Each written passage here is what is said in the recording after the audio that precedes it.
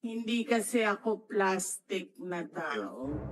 I agree with you, ma'am. That's Senator Cayetano, nag-lunch na po ako. And I'm very cordial yes, when it ma'am. comes to international diplomatic relations. Gusto nyo i-discuss natin No. yung West Philippine Sea. Yes. But hindi kasi ako plastic na tao. I agree with you, ma'am. That's why nga sinasabi ko po na hindi lang to legislative, political din. That's why you should be given the latitude to answer in the way that you feel it could be properly answered, di ba?